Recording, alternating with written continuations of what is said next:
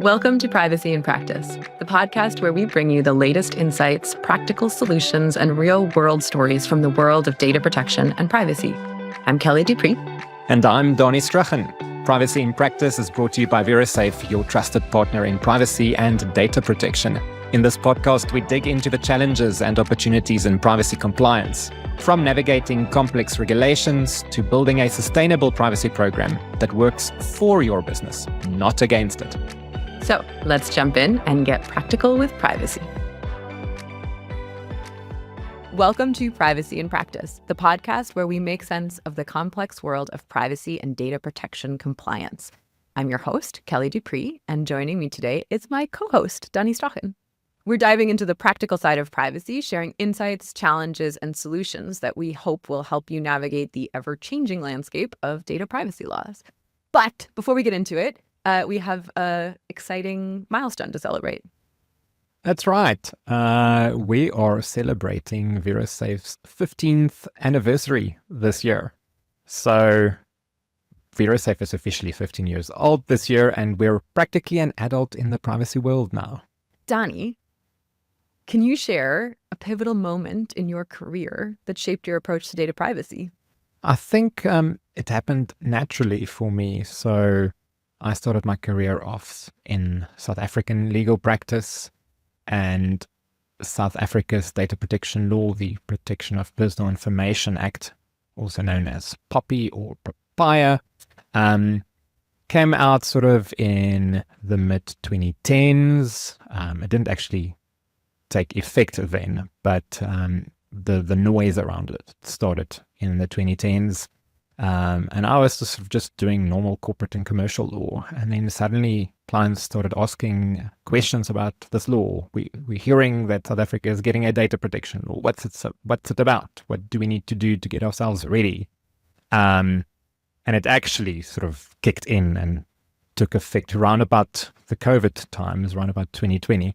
But before that, a lot of clients had to get their houses in order, so to speak. So I think I got into privacy organically, and I sort of see that as a privilege, because I could learn as the law sort of rolled out, as clients started getting used to it. I wasn't sort of just thrown into privacy. So I'm probably grateful for a soft start in privacy because of that. Oh, that's awesome. I guess for me, I am a recovering litigator and defense lawyer, as you know. So I was in big law in Boston, defending banks and investigations and things like that. And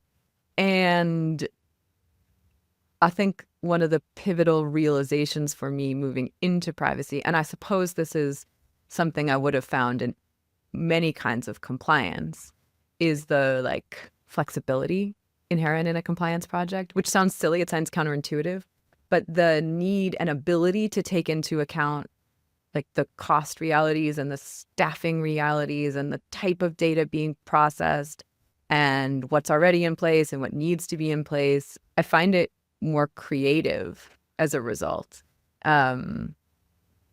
So that was a pivotal moment for me, realizing that was an approach, that was a component of the approach that I wasn't able to use before. You can write fun discovery requests, but it's a pretty sad creative outlet. And I think compliance is a little bit more flexible in some ways. And I think for me, it's also privacy is ever evolving. And that's actually the other thing that I wanted to touch on, is what makes privacy difficult, or what are the challenges. And I think on the one hand, the upside is privacy always remains interesting because the laws keep on changing. The regulatory authorities keep on issuing new guidance. The courts keep on interpreting things. I think it's also because technology keeps on advancing, and that creates new challenges for organizations, but also for regulatory bodies. They have to issue new legislation to keep up with IT, and I think they're always behind, basically. But that makes it interesting because it's not one area of the law that will remain the same forever and ever, and once in a while there might be a new judgment on it. Privacy, I think, is continuously changing. So that keeps it interesting. You won't get bored, but I think it's also a challenge because you have to keep on reading up. You have to keep on reading newsletters and LinkedIn updates and follow thought leaders to just stay, well, not even stay ahead, just stay up to date. It's difficult, I think, to stay ahead, maybe impossible. But I think that's for me is something that makes it interesting, but also a challenge. For you, what makes privacy challenging? What are the hurdles that you've faced? Oh, that's a good question. I want to pick up what you said, though, because you're right. You're 100% right. And I think both you and I were IP involved at some point or another. You did more the transaction side of IP. I did more the litigation side of IP. That was my first career as a lawyer, was an IP litigator. And I remember that piece of it, the like, how do you understand this complex technical patent? How do you describe it to a jury? In your instance, how do you, make sure that the contracts are right and cover it appropriately? Or maybe I'm speaking for you now. And I think that is a really fun aspect of privacy for me, like understanding like, how does the Facebook app events API collect data via their software development kit? Like, the better you understand that, the better you can advise clients on what's going on. And just that kind of technical in the weeds stuff I find really fun. I suppose it's the same reasons I found IP interesting. And I think, I think that sort of detail is something that you'll never understand properly fully. But the more you get into it, the more that's constantly keeps it interesting for me, for sure. I think for me, the trickiest part is the same thing that I said was a pivotal moment for me. It is balancing that. It's balancing the realities of the client and what they can get budget for and what they have buy-in for and what they think is a problem and how frustrating it is to have new legislation slammed down your throat all the time against the realities or, the defense litigator anxieties of, what compliance should be and look like. And I think that balancing act is, I think, hard for companies. And I think we try hard to navigate that, but I'm very sympathetic to that. That's a very tough reality. I mean, you only have so much money and you do have to make, as a business, strategic choices about how to spend it.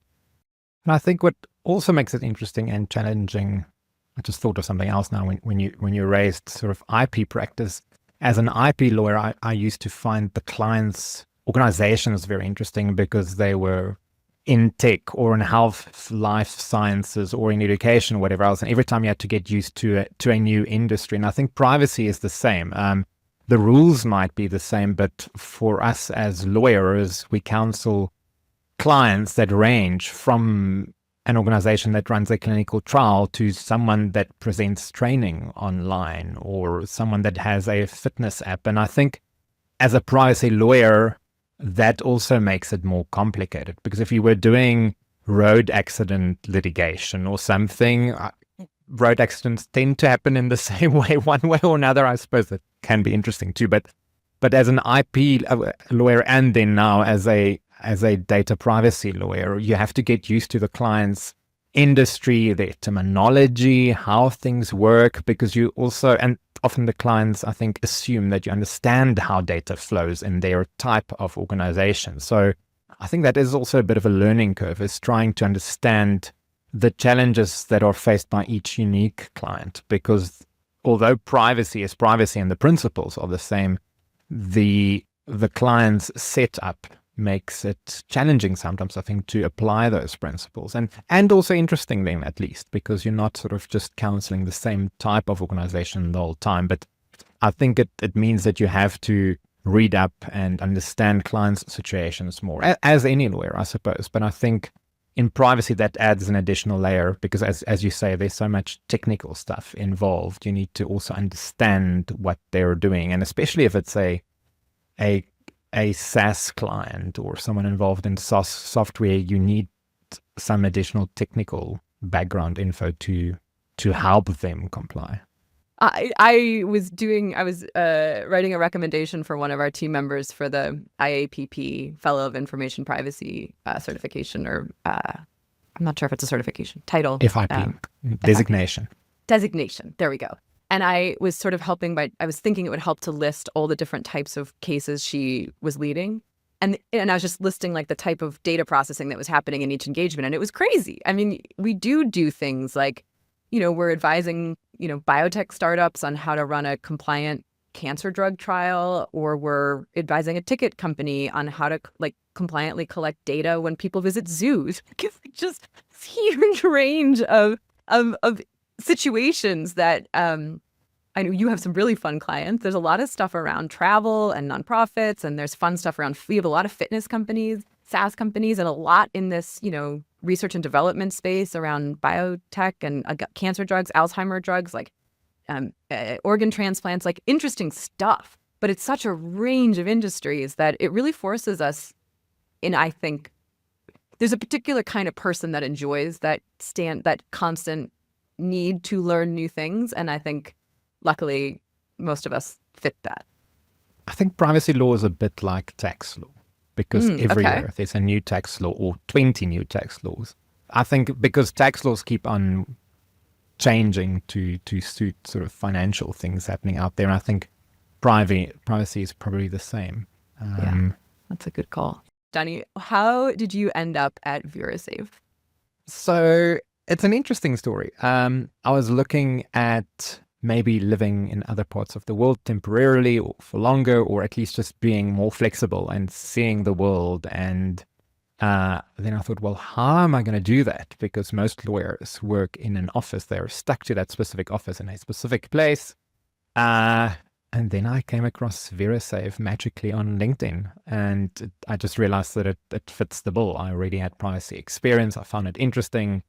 I liked the organization. I liked the people when I chatted to them. And I ended up at VeraSafe, seeing the world, still living where I live, but it's the best of both worlds, because I can now travel and experience other parts of the world, other cultures. And even our colleagues are from different parts of the world, so I can go and visit them in other places, and they can show me around. And when they visit us, we can show them around. I think it's just it's an added dimension to our professional lives that I think otherwise I wouldn't have had. Yeah, that's nicely put, I think. And of course, you got to join us in Namibia right before you joined, even. That was really fun. That's right. Yeah, I'll never forget those sand dunes. That was amazing. It was gorgeous.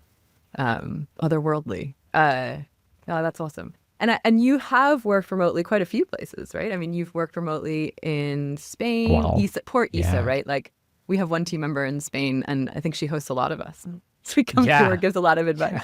She's one of our such a good ambassador for Spain. So yeah, I've is. definitely worked from different places in Spain, Croatia, from Prague, where we also are setting up an office at the moment. So I've worked from there. A number of places in South Africa, obviously, because that's easy for me. Cape Town many times. I've worked from the US, so it's really nice to be so flexible. Yeah, Australia. really nice. Oh, that's right. Australia recently. That was the last one, right? Yeah. Yeah. Oh, that's awesome. And you, how did you get here? How did you end up at VeraSafe? Why did you want to remote work? Didn't you want to have an office and your daily commute? We have talked about this, you and I, as for remote working extroverts. There's a trade-off. Yeah, my story, there's sort of a like professional version, and then there's the true version. And I'll just be honest and tell you the true version, which is I had moved to South Africa with my very small children, who were 4, 2, and 5 months when we moved. And I had quit my big law skyscraper Boston job, and I was losing my mind. My kids are wonderful, but that is a very in the trenches moment, having such little kids and switching from spending most of my day in a air-conditioned, climate-controlled, noise-controlled, intellectual environment to being a stay-at-home mom was not smooth, through no fault of anyone but my own. And anyway, so I got a random email from Jim Cormier, who's one of our team members, and he's like, hey, we're looking for people in this time zone to help with a remote job. Are you interested in privacy? And I said, I'm interested in whatever you need me to be interested in. And then luckily, in fact, I quite love privacy and compliance. I think I actually also just love compliance. I like the proactive and creative stuff we've already talked about. But to be blatantly honest, that is exactly how I found VeraSafe. That's a cool story. I mean, that's how life happens. Yeah, that's right. That's exactly it. I think that is exactly how life happens. And, it's worked really, really well. We still live in the same you've visited me here, the same remote part of South Africa. My kids go to an awesome school. My husband gets to be near his parents and his siblings and his grandma. And yeah, life's not so bad. I get to work in my garage and then also travel and work, as I know you have. I think the most recent fun place I worked was on the banks of the Zambezi River in Zambia. I had a client call, yeah, which was awesome. I, would rather have been fully on that trip, but that's fine. It was easy enough to do a call, while the elephants crossed the river. So there we go. So Kellie, we're now rolling out Privacy in Practice. Why should people listen or watch this podcast? What value are we going to add? What makes us different from all the many other podcasts out there? That's a good question, Danie. I think what we are hoping to do is offer practicality. I think what we are hoping to do, like we do in our, day-to-day lives, helping actual companies with their privacy compliance, is it's less about maybe the analysis of the law, although I'm sure we'll do some of that, and more about what it looks like in the realities of the budget and people and interest and time and capacity constraints that people face in the real world. So that's, I think, our value add in our company, and I hope that's our value add in the podcast. That sounds great. Yeah, sounds good. Hopefully we can do it. I'm looking forward to it, at least, and I hope listeners are. I am too. Likewise. Awesome. Okay, my turn. What will be some of the recurring themes that you think we'll talk about throughout the show? So I think one of the themes is how to build your privacy program, how to, from the ground up, build your privacy program, how to, using baby steps or sometimes maybe giant leaps, but how to get your privacy house in order if you're a startup, where to start, like simple, quick gains, so-called low-hanging fruit. But also for more mature organizations, how to get more stakeholder buy-in, how to try and get more budget if you need more budget for your privacy program. And then I think things that people will hear, a theme is probably that privacy is difficult, but it's doable. And I think that's what we want to get across. It's not always just a checkbox exercise. But I think often clients and organizations are daunted by privacy and they don't know where to start, and that makes it negative, and that's probably often why they don't have proper privacy programs running. It's because they just sort of deer in the headlights scenario.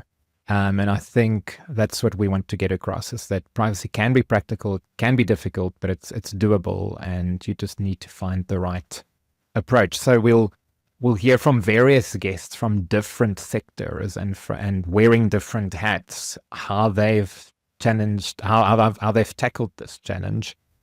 So whether they're a non-profit organization, whether they're a financial institution, whether they're a tech company, how did they approach this? How did they make privacy doable for them? How did they break it down into bite-sized chunks? How did they start eating that elephant?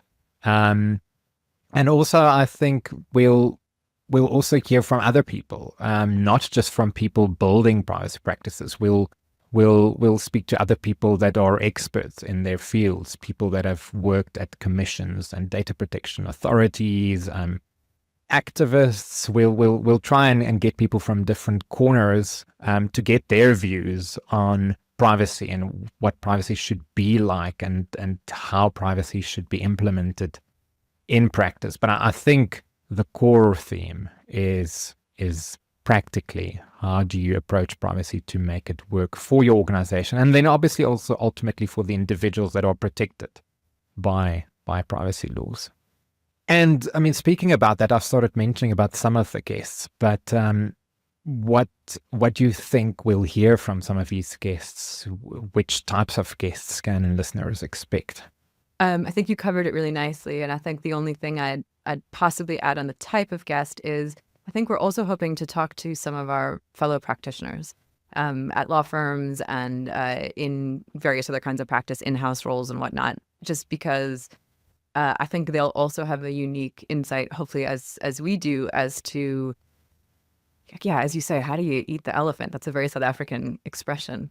But how do you, there are tough calls that organizations have to make all the time in the context of privacy. And I agree with you, sometimes either because they feel like a deer in the headlights or possibly because they've just gotten bad advice that says, thou must do this $500,000 project and there's no other option.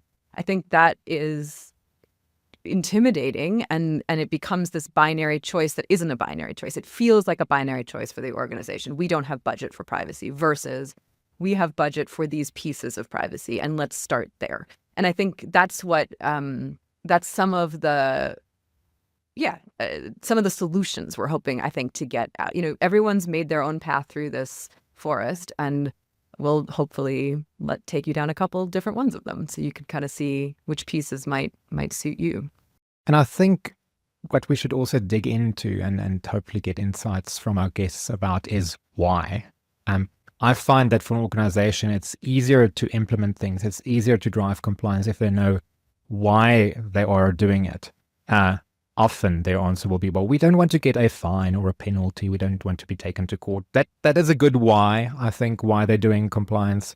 But I think we should also dig into this so-called privacy paradox, this assumption that individuals out there don't really care. They just click or check the box or whatever else and just get rid of the cookie banner. They don't really care about their privacy. They just want to use the service, or they just want to use the app or whatever they're trying to get into. But I think it's important to unpack that, because I had this discussion with someone the other day, someone who's totally outside the legal field, saying, why do we really care about privacy? I'm not a big celebrity. I don't have valuable information. I don't really care if a website sees what I'm looking at on their website. And then I started unpacking it and sort of mentioned different kinds of scenarios and phishing and people hacking into your account if they know enough about you to guess your personal questions to change the password, that kind of stuff. And then I sort of saw a few lights going on. But I think it's important to understand that privacy compliance isn't just about checking the boxes so that we don't get a fine. It's important to look after your customers if you're an organization, and making sure that they feel comfortable with you and that they feel that you respect their privacy. You're not just trying to force them into a corner. You're not using dark patterns to abuse them. So I think there are lots of whys that we should look at, but I think it is important because I think often we need to sort of just stop and think about privacy again, because you just get so used to all these banners, all the privacy notices. You get so used to the things that you have to do as a privacy lawyer, but why? And I think it's a philosophical discussion, and it's probably a discussion that keeps on happening around there, but it's something that I think we should also look at again, and from some of our guests get their insight, sort of how do they get that why across to their stakeholders? How do they get it across to their customers? If they are changing something, some customers get irritated, but you're actually trying to comply with privacy laws. So I think it's some insight that we'll also need to try and get from some of them. I like that a lot. And I think I'd add another question, philosophical question to the why, which is the so what. Because I think another thing that I find quite nice about successful privacy compliance decisions is that you make them based on the so what. If you are processing a large volume of data, you have different types in there and you have different use cases in there. And the impact to the data subject, the impact to the individual is going to be different based on the type of data and what might happen to it. So let's say the worst case scenario happens and you leak their business email. So what?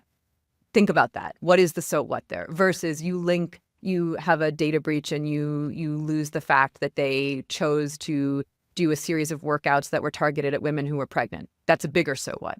So I think that kind of ability and intent in answering and considering that question also helps inform both the why and the how. So maybe that's it. Maybe we'll just have a very simple question podcast. We'll just ask everybody how, why, and so what. Get through there. And I think on the how, one of the things that we'll probably also look at is solutions to make privacy compliance simpler. There are lots of tech solutions out there. There are apps and there are programs and there are tech solutions, a lot of them out there, and trying to figure out if you're starting up a privacy program at your organization, how do you evaluate these programs? What do you look at? And that's a question that I've received a number of times over the past few weeks. If we want a new cookie banner consent manager, sort of what do we look at when we're evaluating different ones? But also if you're looking at privacy solutions and trying to make your life easier, how do you choose one? Do you just look at the price, or what features are important? I think that's also something practical that we should unpack. So, Danie, let's talk about maybe some of the slightly more technical or in the weeds, just dipping our toe into some more substantive questions that people might kind of expect in a podcast like this. Let's talk about some of the recent guidance that the European Data Protection Board, the EDPB, has released. There were a couple big ones in October of last year in particular. Anything you want to, I know you've been sort of talking to clients about some of those recently. You want to pick one to talk about and give a little insight? Yeah, I think quite a practical one that's come up a lot recently is the guidance that affected the controller's obligations regarding processors and sub-processors. And through this podcast, we'll try and keep things simple for people that aren't that familiar with the terminology. So just a quick recap for those of you who don't know, please don't phase out now if you know all of this. But the controller is, let's say, it's the organization that decides why and how it's processing personal information. So let's say you're an edtech company and you're using a service provider to help you process data. So they're either storing data for you somewhere or they're doing something with their data for you. So that organization is the processor. If they use someone to make their lives easier or to provide the services, that is the sub-processor. So EdTech company is the controller. They use an IT company, that is the processor. They use another IT company, that is the sub-processor.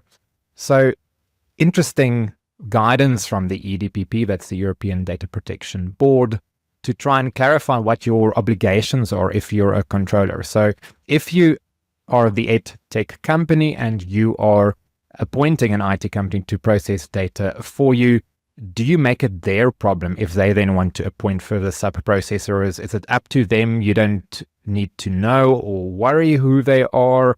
Can you pass the buck to them, so to speak, or what is your obligation? And I think the EDPB has made this quite clear, is that you can't sort of just look the other way if you've appointed a processor. The processor must be open and give you information on the sub-processors that they are using. You should know who they are. You should, know their names, basically how to contact them, because all the data is still under your control. It's still under your auspices, so to speak. So you still have to look after that data, whether you've appointed a processor and whether they've appointed a sub-processor. The point is you should know who they are. You should know whether they have technical and organizational security measures in place to look after that data and to keep it secure. And I think maybe a good example to kind of go from your nice example. So you've got an edtech company and they use a bunch of vendors. Let's say they use HubSpot, for example, to keep their CRM data. That's not maybe the customer data, but anyway. So edtech company, they use HubSpot. HubSpot is probably hosted on a platform, AWS, like we don't know which one, Azure, like there's a lot out there, right? And maybe before you didn't care whether HubSpot was hosted on AWS or something else. Some places host their own, themselves almost. They've built their own like hosting solution. It's unusual, but it's possible. And you can imagine a world in which previously you didn't know or think you needed to care of the hosting solution. But now you can also understand why a regulator would think, actually, I do care. AWS is a heck of a lot more secure than some like self-built solution that you have. And so that's a reasonable thing. You've collected this data. You are the but-for cause of this data existing in the United States and not in Europe. And therefore, it's your responsibility to make sure that it's hosted in a secure way all the time. I think that's both a logical reason for the guidance and also a very complex reality as a result of the guidance, because it just it changes the whole game in terms of what record keeping and contract language and all the rest of it needs to be in place. And it's also important then for your data protection addendum, so it's the agreement that you sign with your processor. So could be the agreement with HubSpot or whoever, but that agreement should make it clear that if you need info on their processors, they should provide that info, and there should be a duty on them to sign proper contracts with those sub-processors. And depending on the nature of data being processed, let's say this is in a clinical trial context, it's very sensitive health information, the DPA with your processor should actually allow you to go in and try and sample some of those contracts and see if they are adequate. So I think the point is there is a bigger responsibility in organizations to do due diligence on their processors and to make sure that they know who they are. So you'll have to do a proper data map. And that's one of the things that we'll probably be talking a lot about during this podcast, is how to approach data mapping, because it's the bane of many people's lives, but it's such a crucial thing. It's your key to your data protection compliance program, is figuring out who is processing your data and what are they doing with it and why, and what data do you have and why are you processing it, etc., etc., etc. But I think it just points again to the importance of maintaining a proper record of your processing activities so that you know who those processes are and who their processes are. I think it's a good theme that's emerging in a couple different contexts, that we see regulators aren't taking, it's not my system, it's not my problem, or I passed it off, or, there's less and less tolerance for, but it was somebody else's problem. I contracted that out. That you see that in the new DORA regulations. So those are the new EU regulations that regulate financial institutions. They are now, those financial institutions are required to do a lot more work around understanding their sub-processor chain as well as their processor. They don't use processor and sub-processor, but you get the idea. You see that in the FTC legislation or litigation around like the Flow app.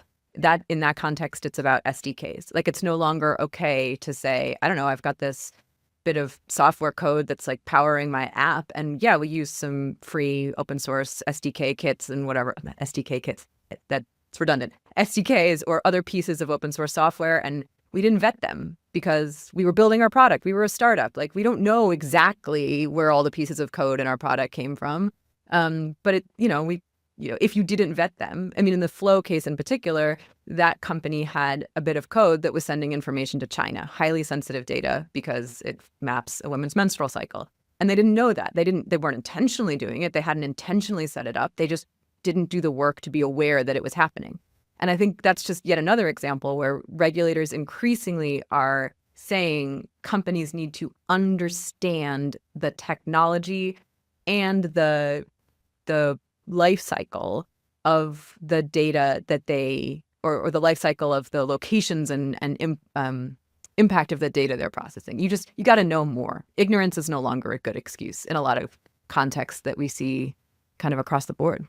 And isn't the burden becoming even bigger now with all the US state privacy laws coming out? How do you, if you're the data protection officer, or if you're in charge of data privacy at an organization, or as a privacy lawyer, how do you adjust your strategy for compliance with this myriad of US state privacy laws? How do you make it easy and digestible, because there are so many of them out there, and you have to try and align that with your strategy for Europe to comply with the GDPR, and then sort of unique things that you might encounter in the US that's not required necessarily in the EU in the GDPR. So you have to align your strategy on the one hand, but also then cater for new, unique, novel requirements that you might not have faced previously when tailoring your privacy compliance program. I think it's challenging. I think it's challenging on a couple different levels. I think, obviously the newness is challenging. That's always challenging. I think also something companies do often is they segregate their advice. They get US counsel on one side and they get European counsel on the other, or they have a data protection officer, but they're only dealing with EU stuff and they don't have visibility into the UK side. Well, fair enough, but also the US side. And that's one thing I think we do well by having such a global team. And I think you do yourself a disservice by trying to segregate your approach. But on the other hand, one thing I know we struggle with all the time in trying to have a universal approach is the laws are very different. And they're different not just in terms of substance, but also in terms of philosophy. The GDPR is a human rights law. It's focused on the rights of the individual, which then attach to the data and flow through the whole data stream. So, for example, you're going to have a lot more obligations on the controller because they are the ones who chose to collect the data from the data subject. Like in a data breach context, there's a big difference between who has notification obligations in the US and in the EU. I think you also see, though, in the EU context, because it's a human rights law, you have this, I always use the word fuzzy, and maybe that's not a good word, but this balancing component to the GDPR. You are allowed to take reasonableness and industry standards and, balancing the rights of the individual against the type of processing and the interests of the business. There's a whole bunch of different ways and times in which balancing tests occur in the GDPR that don't occur in US privacy laws. US laws tend to be, as a general rule, very black and white, thou shalt not, if thou dost, whatever, making up more privacy words here. In addition to funnest from earlier, these are the consequences, and they're often very significant in the US context, and I think we'll see them become more so. So on a practical level, one thing we discuss with clients all the time is whether they should have a risk register. And in the GDPR context, we know from talking to people who have worked for data protection authorities in the EU that it is a good thing to have a risk register. It's a good thing to have a chart that says, we identified this risk and we are not dealing with it right now because of X, Y, and Z. And here's why we think that's reasonable and doesn't unnecessarily impinge on the rights and freedoms of the data subject. And here's our plan to deal with it eventually. If you did that for a US regulator, speaking from my defense litigation former life, that's like catnip. That's like, you've just solved their case for them. Like, oh, so you knew you were supposed to do this and you chose not to. Like, so there's this tension between what is like having a risk register. If a European regulator, in most cases, sees a risk register, it will make your life better. If an American regulator sees a risk register, it will likely make your life worse. So what do?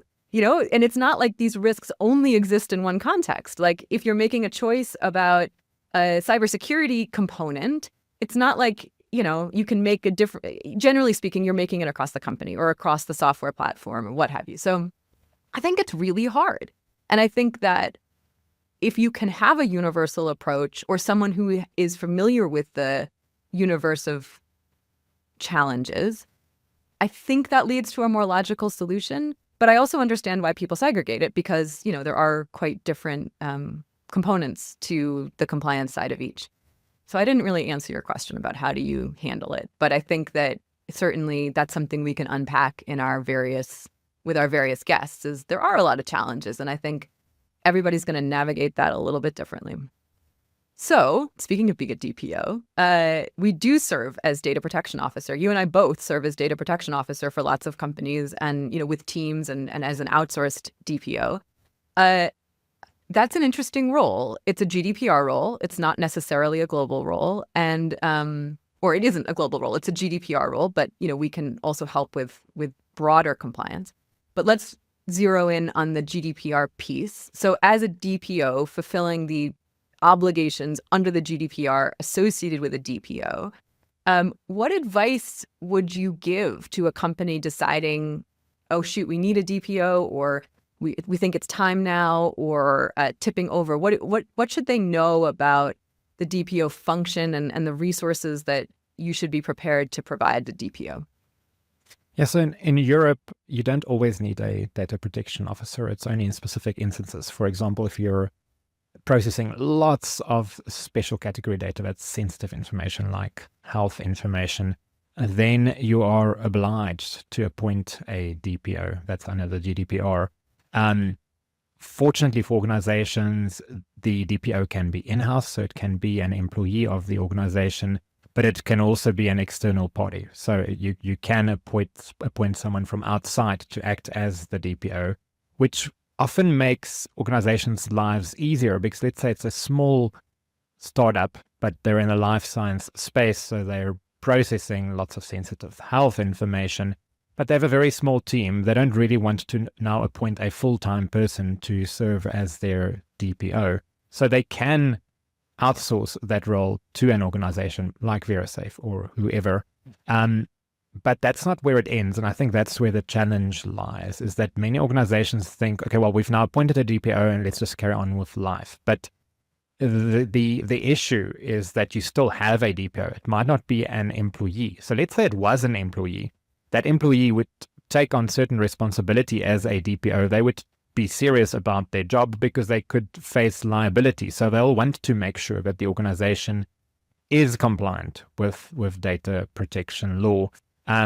So just because you've appointed an external DPO doesn't mean that you can now stop worrying. Someone has to worry about the compliance. It now becomes the outsourced DPO's role, but ultimately you're liable as the organization for that processing. Your DPO is just the DPO that has to be appointed. So you have to make sure that you involve them in your activities so that the DPO, even though they're external, that they are updated about your processing activities. If you undertake any new processing activity, if you bring in a new vendor that might be processing very sensitive data, that you keep them updated so they can tell you, oh no, hold on, we need to do X, Y, Z. We need to do a data protection impact assessment or something.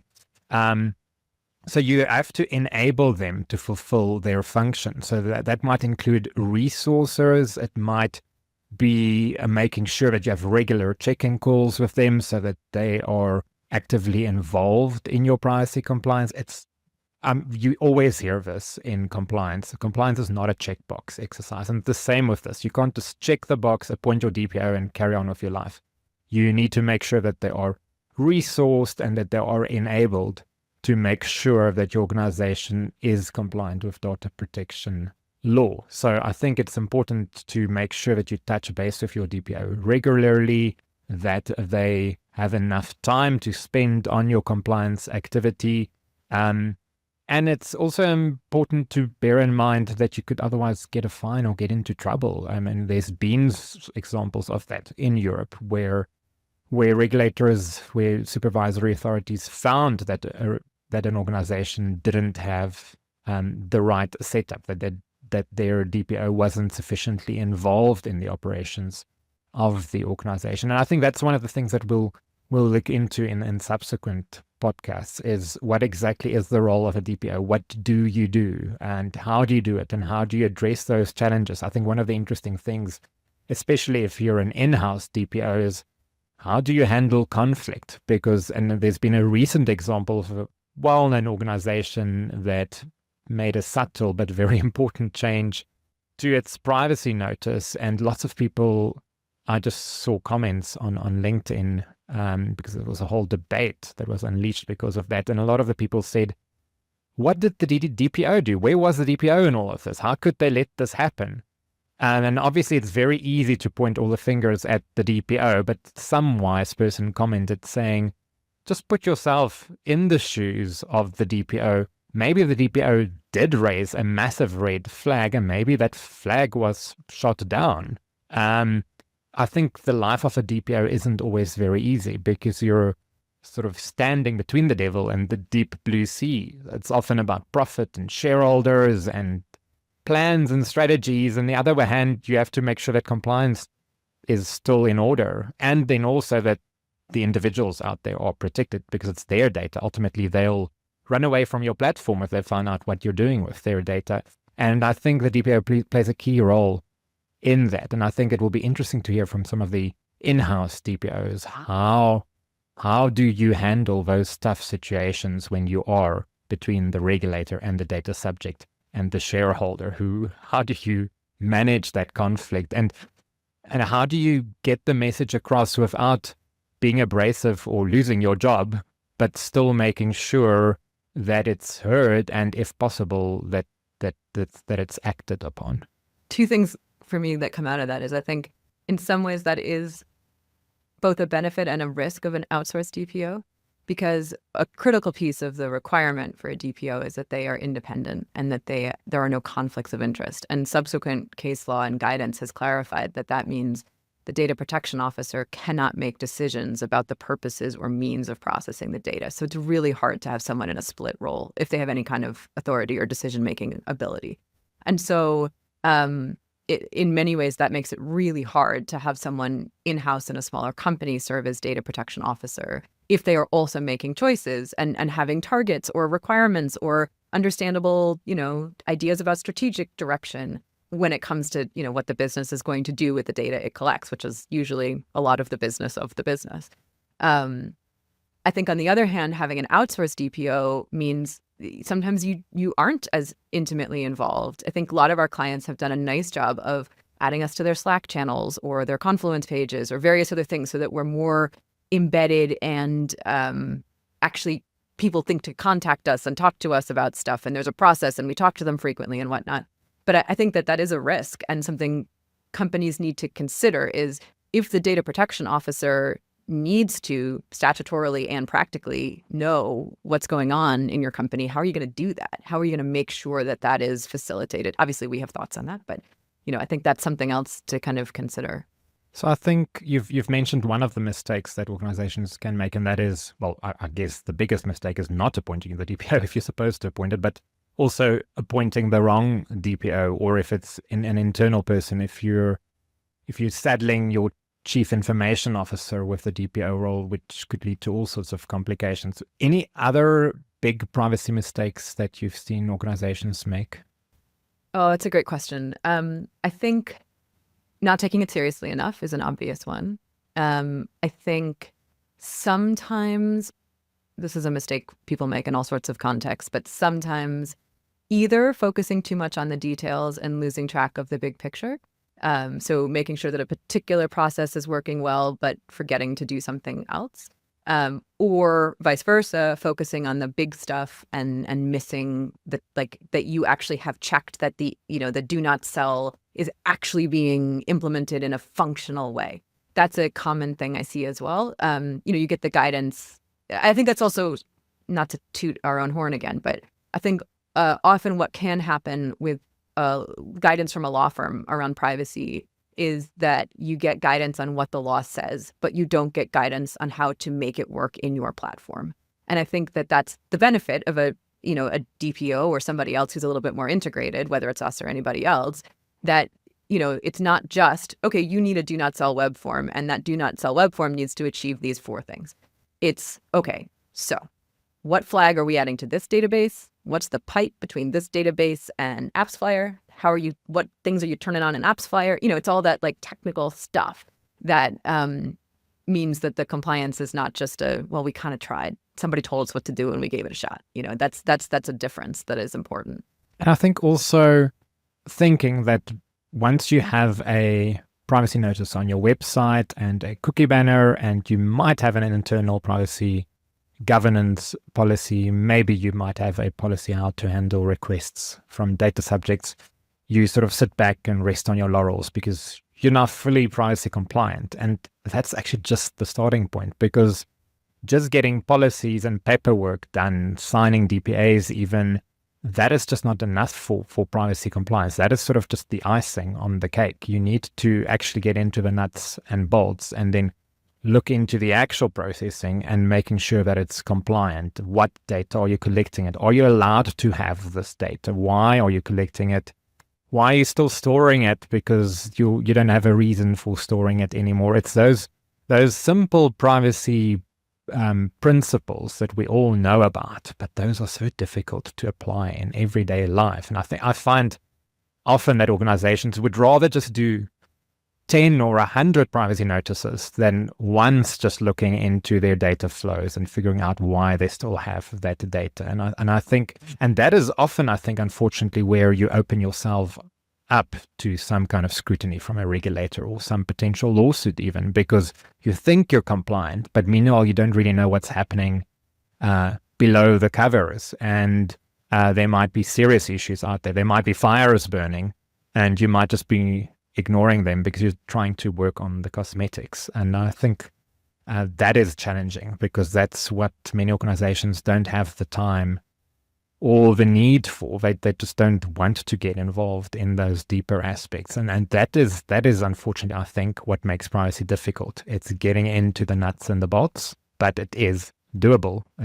You just have to get there and start working on that. And I think what's also challenging for organizations is trying to stay abreast of what's happening and not just focusing on one thing. We've mentioned the GDPR, but also the US privacy laws. But it's not just privacy, because I think there's a lot of interaction between privacy laws and other laws like cybersecurity. So in Europe, there is now a new directive dealing with cybersecurity, NIS2, NIS2, not to be confused with NIST. So this is the EU one, not the US NIST. But I think that's another challenge that organizations must deal with, is trying to make sure that it has a holistic approach and that all of these laws are built into its compliance program, because you need to know if a new law or directive, in this case like NIS2, comes out, figuring out whether it applies to you, what does it require, and what are the ramifications if you don't comply, because I think that's one of the biggest things is NIS2's impact that it could have on your management if you're not doing things properly and compliant. So it's important to make sure that you know what you should be managing, and you can only do that if you have a proper program. This is old saying, you can't manage what you can't measure. So you need some kind of tool to make sure that you know what laws are out there, what data is out there, because you can't manage it if you don't know what's happening. Otherwise, you're just running around putting out fires the whole time. And I think maybe that's a good kind of, so many topics we can get into further with our guests. I have so many things to say based on what, all these good things you've been saying. And I think lots to talk about going forward. But I think in many ways, that's kind of a nice summary. Like the world is changing. Privacy needs to be paid attention to. And unfortunately, it's fundamental to the business of most businesses. It has to do with how it's, to the extent that your business is in any way cloud-based or in any way based on software or technology or in any way based on collecting information about people, it's going to be foundational to all the pieces of your business. And it's no longer going to be a good enough excuse that our competitors aren't doing it. I hear that all the time. But our competitors are doing this. Can't we just do that? Or it's no longer going to be a good enough excuse if I didn't know that was there. I didn't know what they were doing. They signed a contract. It's no longer going to be enough. It's increasingly not enough to have a sort of, well, let's give it a good old college try, but nobody else is doing more, so let's just we tried. I think increasingly it's got to be more thoughtful than that. It doesn't necessarily have to be the most expensive or robust enterprise the company has ever done that requires them to divert all resources from growth, but it's got to be taken seriously, and increasingly it will be taken seriously by regulators. And I think and customers, as you say at another point, that it matters to the consumers of the world increasingly how companies handle privacy and security. So from those wise but heavy privacy words, shall we lighten the mood a little bit and do a few quick fire questions before we close? Absolutely. What's your favorite place to work from remotely?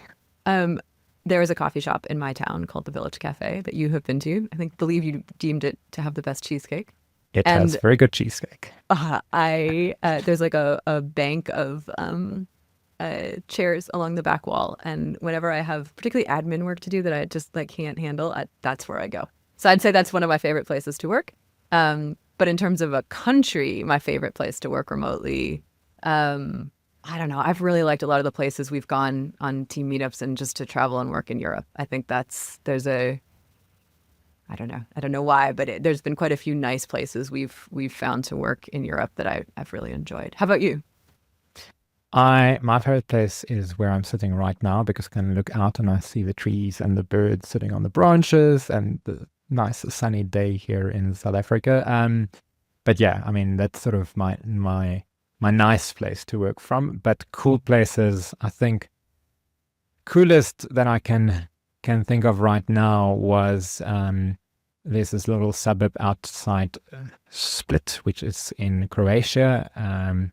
Kastela, I'm not even sure if I'm pronouncing it correctly, but it was a small Airbnb. I just had a room in someone else's house, but it was right next to the ocean. So the sea, I think that's still the sea. I'm not sure if that's the ocean, but every time I looked up, I could see the calm waters. And then there was a storm that picked up on the Friday afternoon, and I was doing a call, and it suddenly just whipped up these massive waves. But it was just so nice. For a whole week, every time I looked up, I could see the water out there, and it was so peaceful. And I took breaks. I walked downstairs, and it was a nice coffee shop and the local supermarket down the road. And I think that's the interesting thing about working remotely. There's this whole new trend to make sure that you travel responsibly, because there's so much over tourism out there. A lot of the cities that we've even been in, you've seen the impact of over tourism. But as a remote worker, I feel that you do it a bit differently. It's not like you're just a day tripper running in at 9 a.m. and leaving again at 3, not contributing to the economy, leaving rubbish behind and just consuming. I think as a remote worker, you get a little bit settled in. You contribute to the economy because you're renting a room from someone. They're still living there, but you're making their lives easier in tough economic times. And I think not to bring this back to privacy, but I think for industry, privacy compliance as an industry that's focused on kind of global protection of individuals' rights, it's so valuable to see how other people live in so many different contexts, any kind of empathy, any kind of perspective broadening. I think that, this is true in all sorts of areas of life, but it's also true, I think, in our personal practice. I think it makes a big difference. Because part of your job as a privacy lawyer is to think about the impact to the rights and freedoms of data subjects. And that means you need to think about data subjects. And the more people you know and the more context, I think the more creatively you can, or broadly, or you know what I'm trying to say. But I think there's a lot of tangible helpfulness that comes from being able to have experienced many pieces of the world. Danie, the EU AI Act, it's coming. What can you tell people about it? Maybe some components, maybe that unacceptable risk category, prohibited stuff, that's coming first. That's coming next month in February. Maybe give us some thoughts. Yeah, so the EU AI Act is now out there. It's been out there. But I think one of the biggest dates for organizations is February the 2nd, 2025. So as from February, you need to make sure that you are not using any prohibited AI systems. So those are AI systems that pose unacceptable risks. So those are, for example, systems that use emotion recognition in the workplace or in education. So if you're an organization that's using some kind of nifty software that tracks your employees' behavior to figure out if they're happy or stressed or unhappy, or if they're about to leave your organization or angry, or are they committing some kind of crime. If you can get that kind of AI out there, I'm sure it is out there, that will be banned in Europe as from February the 2nd, 2025. So you have to check whether you are using AI systems firstly, because you just need to know getting back to, you can't manage what you can't measure. So you measure your systems, check which systems are out there, and then figure out if they are even legal under the EU AI Act. So just other examples of prohibited AI in Europe is, for example, systems that use AI to deploy subliminal techniques. So these are applications that employ manipulative methods that materially distort human behavior. Those are banned. Systems that are based on social scoring, so that's systems that evaluate your social behavior or your personality traits, and that lead to some form of unfavorable treatment. So, for example, if you are using some kind of system that applies a score based on what you're doing on social media, and it gives you a negative score, and because of that you are refused a loan from a bank or something, those will be banned. Predictive policing systems in certain situations, untargeted scraping of facial images. So if you're using any AI system to do that, So there are a number of those, but you'll have to check if you are using any of these AI systems, because you'll have to stop using them. Otherwise, you'll get into trouble. So I think practically organizations should go on a fact-finding mission if they haven't done that yet. Do some housekeeping.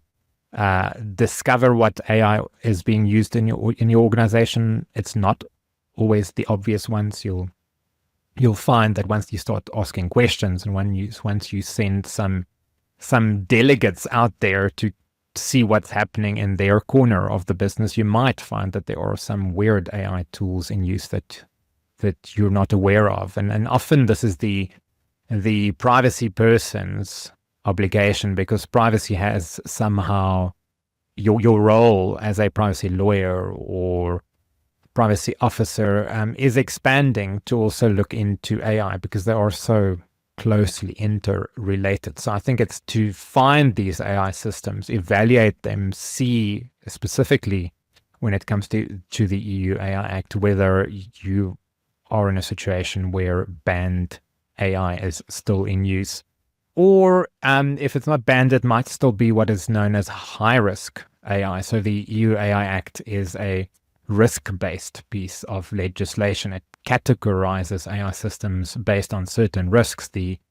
Right at the top, you get the unacceptable risks. So those systems are all banned, prohibited, no-go.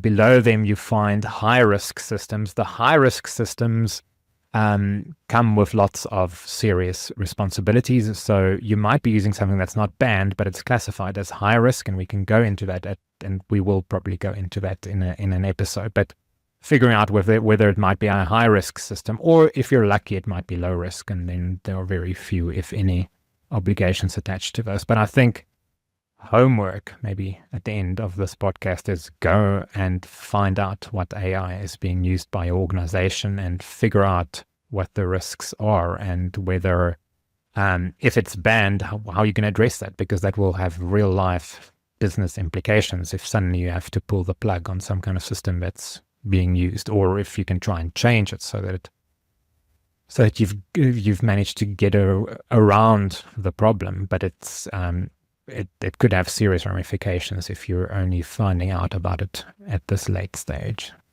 I think this picks up a good thread from part of our earlier conversation about responsibility to understand things in your universe of control. Even if I think one thing companies are finding is that vendors are rolling out AI, and they might have approved the use of a vendor, like there might be a process in place for a privacy office to have a role in approving the use of a vendor.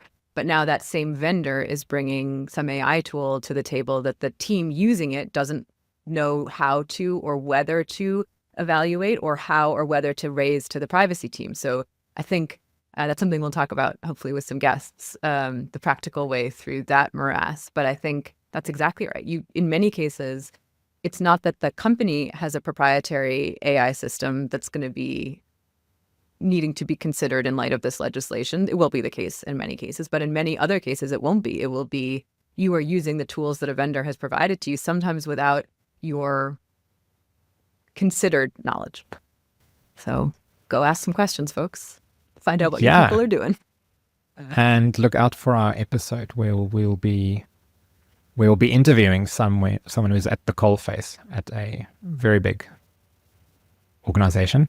Thinking about AI. I won't give it away at this stage, but to find out what their thoughts about AI are, and how they're approaching, coming from a privacy background, how they're approaching this whole new world of AI regulation and compliance, and trying to get some insights on building an AI compliance program, and what challenges are out there, and sort of what possible solutions organizations can look at to make their compliance journeys easier.